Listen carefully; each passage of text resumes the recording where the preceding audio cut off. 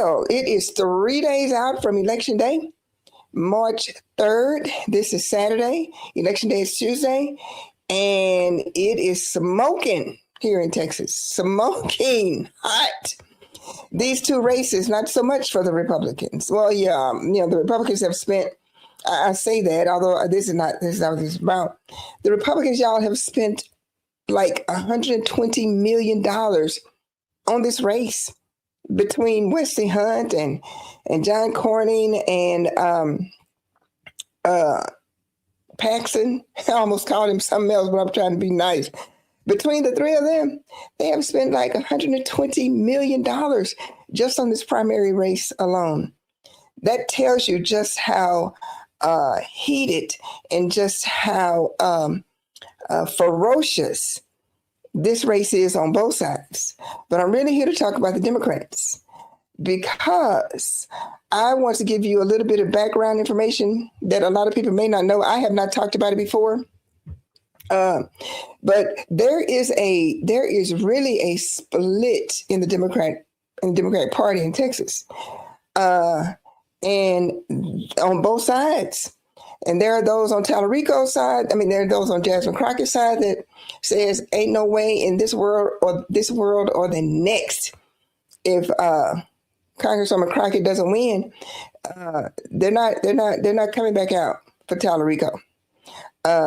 Which would be unfortunate because that's what the Republicans count on. The Republicans have the weakest candidates that I have seen in all of my years in Texas.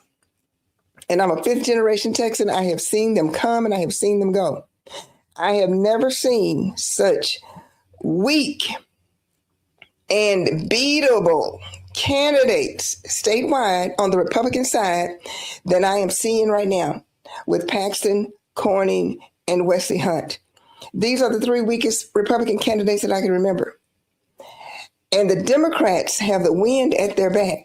However, there is angst among the Democrats. There are still some smarting over the fact that James Talarico jumped into the race, the Senate race, when it was kind of understood that he was going to run for governor. Now, I ran across a clip. There is an influencer that I follow and respect quite a bit. She's a Jasmine Crockett supporter, Civic Sage. And Civic Sage did a reel, I guess it's been a couple weeks ago, where she tells the background of Talarico getting into this race, into the Senate race, and why there's so much angst against Talarico among Democrats for jumping into this Senate race. Apparently, it had been decided among the leaders of the Democratic Party in Texas that there was a slate that they were going to put forth, and Talarico was going to run for governor, Allred was going to run for the Senate seat, blah, yada, yada, yada.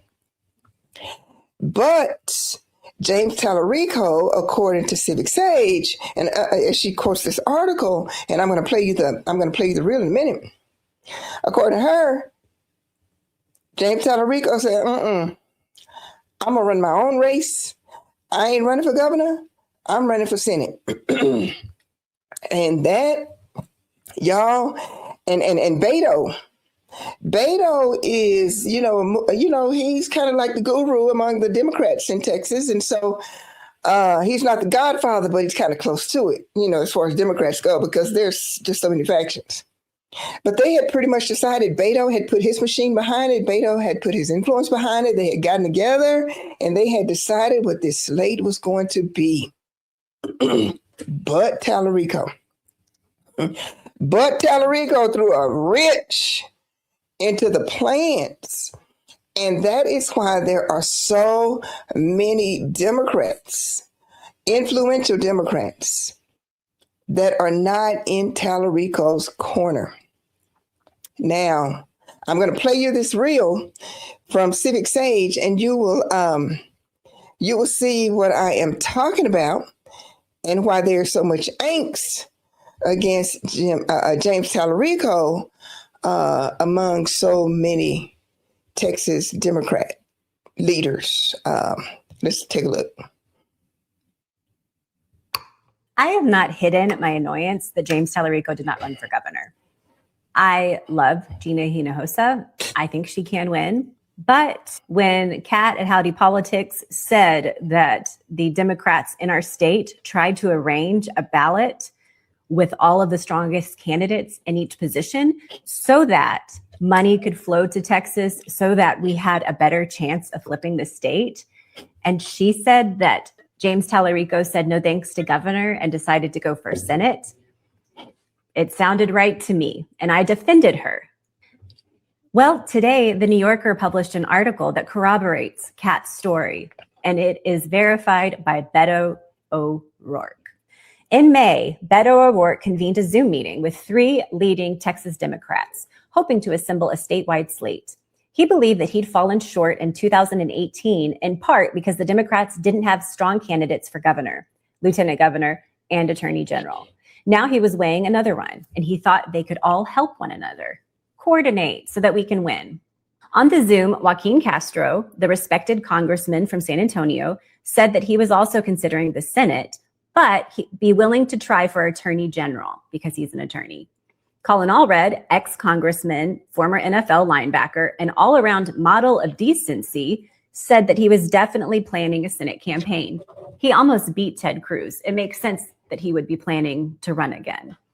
Talarico, the junior member of the group, was seen as a potential gubernatorial candidate who could distract Greg Abbott, the powerful incumbent. As one person familiar with the discussion said, I don't know if it was exactly like, here's our sacrificial Talarico lamb for governor, but pretty much. Instead, Talarico argued that his youth and his legislative experience made him better equipped to be a senator. He said, no thanks, I'm going to run against you, Colin. Y'all want me to be governor, but I don't want to run for governor. I want to run for Senate. So I'm going to go against you, Colin. Rather than all of us working together to try to flip our state, I'm going to run for Senate because I want to. O'Rourke was nonplussed. I think the world of James, he said recently. I told him, if you end up being the guy who runs for Senate against the Republican machine, you will want friends on that ticket. Instead, this is a quote, James came in like, I don't care what you guys are doing with your little huddle. Fuck all y'all, I'm doing this. He blew everything up in his excitement to make the case for himself. O'Rourke called Castro afterward and said, what the fuck? But he also told me, you're not going to win in this game unless you're really fucking confident. So, there you have it. There you have it. So, remember when there was this little dust up between Allred and Talarico? Apparently, listening to Civic Sage, it didn't take much to ignite that fire between Talarico and Allred. So, see, there was some history there. So while that sister was being blamed for everything, Miss Thompson, there was a long history there with Talarico and Allred, because apparently Talarico, the Democrats, the establishment Democrats, did not want him to run for this seat. They wanted him to run for governor. Now, since he chose not to, and he chose to get into the Senate seat, which had already been set up for Allred to run in, that set up some friction right there. Now, on the other side is Jasmine Crockett. Now, Congresswoman Crockett, I always have to say, she's my Congresswoman. She represents District 30, and she has represented District 30 very well. I will say that. And I have voted early, so I'm out the game. I have voted. The same with not the same, but the argument against Congresswoman Crockett on the other side is that she can't win, that she's not electable in Texas. Well, if y'all have seen, now we know some Democrats, some Republicans, now we know some Republicans have crossed over to vote Democrat because they believe that Congresswoman Crockett is more easier to beat in November than Talarico. We have heard that. We have heard that from credible sources. And we also know that some right-wing groups in certain parts of Texas have been playing up Congresswoman Crockett because these hardcore right-wing groups who have been playing up Congresswoman Crockett think they want Congresswoman Crockett in November. So they have been playing her up. All these kinds of games. So with Congresswoman Crockett, there were some Democrats who did not want her to get into the race. That, oh, she can't win. Oh, she's a Black woman. Oh, this is Texas. Oh, this is the Bible Belt. And all these many reasons. But Congresswoman Crockett, she had run for what, 2 leadership positions in Congress. She didn't. The establishment Democrats did not elect her to either one of those leadership positions. So, looking across the landscape and looking at all those old Democrats that have been there forever, never, and the Supreme Court upholding this racist gerrymandered map of the Republicans, Congresswoman Crockett said, I don't have anything to lose.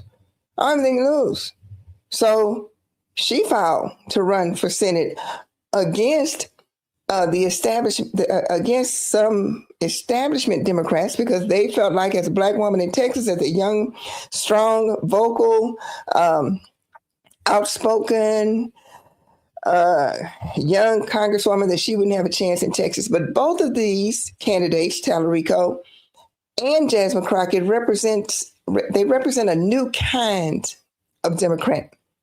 And the Democrats, for the most part, a lot of them don't know what to do with these 2 young candidates because these 2 young candidates are charting their own course. Talarico, if what Civic Sage said is true, and I have no doubt because Civic Sage is very well regarded, very influential influencer in the state. So Talarico is like, I ain't listening to y'all. I'm going to run my own thing. I'm going to do my own thing. On the other hand, in D.C., Congresswoman Crockett, hey, what does she have to lose?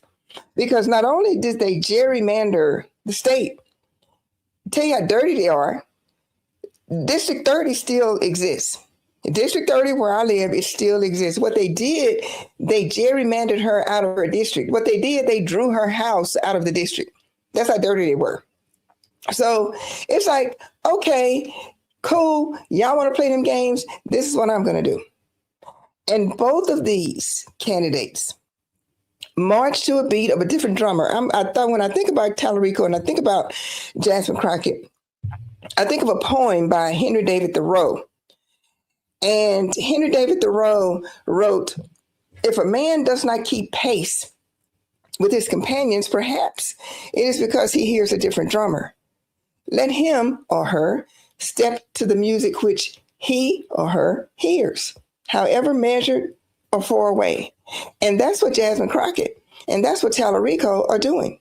They're marching to the beat of their own drummer, and they're not looking back. They don't care who like it. They don't care who wants them to run for this race or that race. And that's part of what makes this race so intriguing. Now, with Talarico, the thing with Talarico is this.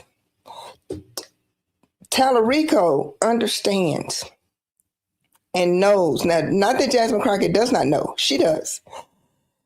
But James Talarico in this state has done battle with the worst of white Christian nationalists.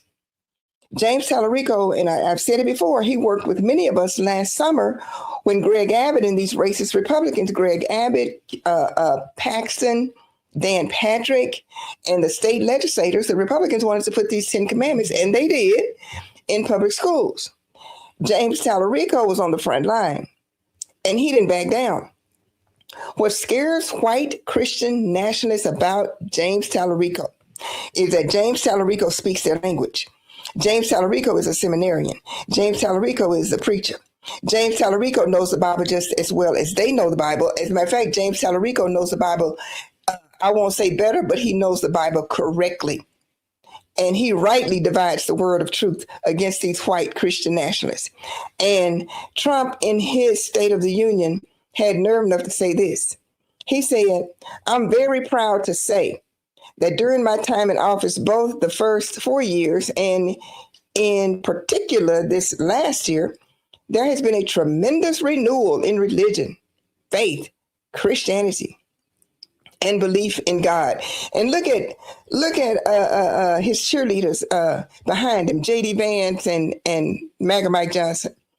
They crow about Christianity, and they quote the Bible scriptures. Let me show you. This is what scares the white Christian nationalists about James Talarico, because James Talarico can give it right back to him. And this is when I'm going to show you a clip of when he fought with many of us last year against these white Christian nationalists and against them wanting to put, and they eventually won, putting these 10 commandments, hanging 10 commandments in public schools. So let me show you how hypocritical they are, and just how James Talarico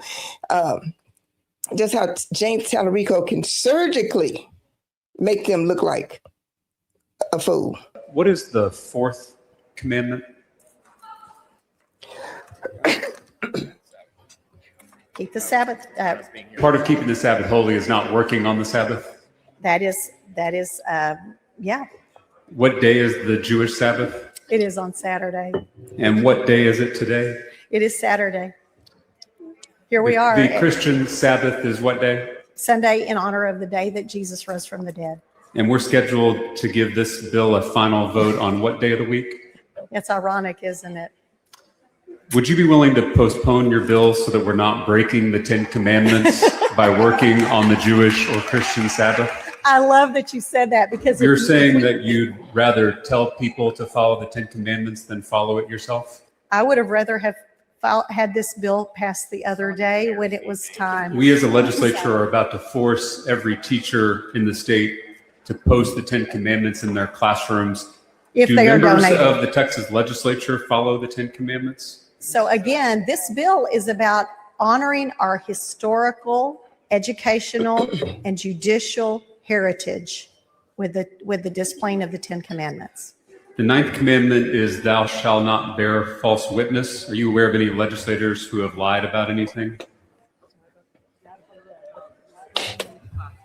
That is, there might be one coming up in a minute. If you keep talking, we'll see. The 7th commandment is thou shalt not commit adultery. Yes. Do you think that members of the legislature should focus more on trying to follow the 10 commandments rather than telling others to follow them? I am, it is incumbent on all of us to follow God's law. What is the 4th commandment?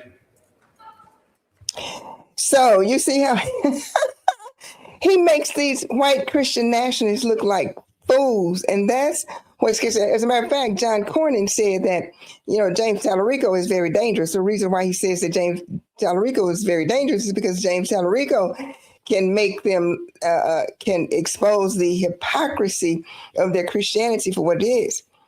And they also fear Congresswoman Crockett, because Congresswoman Crockett can cut them up and down, back and forth with the truth. And we have seen her do that time and time again. And the only reason why I played that clip of James Talarico is because of Trump crowing about his son even said that they are saving God, they are saving Christianity, they are doing all of that. And nothing scares them more than somebody like a James Talarico that can do just what he did to that legislator that he did last summer to make them look like a fool using the word of God. So y'all, election day is March 3rd, it's Tuesday. Polls open at 7, close at 7 p.m. And I just want to encourage you, get out and vote for these two fantastic, sharp individuals who marched to the beat of their own drummer. Jasmine Crockett was not waiting to get patted on the head by establishment Democrats in the House. James Talarico wasn't waiting to get the okay from Beto and from the establishment in the state to run for this Senate office. They just didn't wait for that. And y'all, you got to understand and you got to know, when you really think about it, if James Talarico and if Jasmine Crockett had done it the way the Democrats have done it for 30 years, the Democrats are guaranteed to lose, because their formula for winning hasn't been a formula for winning at all. It's been a formula for losing. So Jasmine Crockett and James Talarico like Henry David Thoreau wrote, they march to a beat of a different drummer. And it's going to be incumbent upon us who know how dangerous these Republicans are, who knows what they have done in the gerrymandering and the force in the religious curriculum in our public schools, who have taken away public school funding to give to private Christian schools, parochial schools, with our public money, with these school vouchers. These two people, these two young people, one of them is going to win. And I would hope that come November, that we, if our candidate doesn't win, if my Congresswoman doesn't win, if Talarico doesn't win, that we get behind whichever one of these win. Because, as I said at the beginning, these three that the Republicans have put up are non-starters. Paxton is a non-starter. He will likely be the candidate. He will likely be it. And I'm going to talk more about the Republicans after the primary Tuesday. But vote March 3rd. The Republicans in Dallas County have tried to prevent us from voting by limiting the precincts that we haven't done in years. So make plans to get off early or take off for lunch and go vote. Just remember that Dallas County voters, you will not be able to vote as you have done in the past. You're going to have to vote in your precinct. And there is no recourse. There is no appeal. If you go to a precinct and it's not your precinct and you try to vote, you will have no appeal. You will have no recourse. You will just not be able to vote. So don't let them steal your vote that way. And the last thing I'm going to say about James Talarico and Jasmine Crockett before I leave here, because this platform was given to me by God to speak the truth, to tell the truth, to share the truth, to help people understand. When the Jews wanted Jesus to be like them, when they wanted him to pray like them, act like them, go to synagogue like them, be like them, Jesus said no. He said, you cannot pour new wine into old wine skins lest the old wine skins break. And what the Democrats, the establishment Democrats, tried to do with Jasmine Crockett and James Talarico was to pour these new candidates into an old model that has not worked in 30 some odd years. And to their credit, both of them said no. Both of them said no. James Talarico is a seminarian. He's a preacher. Jasmine Crockett grew up in the church. Her daddy is a pastor. She's a preacher's kid, a pastor's kid. So these two young people are so dynamic. It is almost just crazy. We are so blessed to have them. So vote, y'all. Vote for your choice. Either one of them. Either one of them would be better than either one of the Republicans that's going to come up in November. And they are killing each other.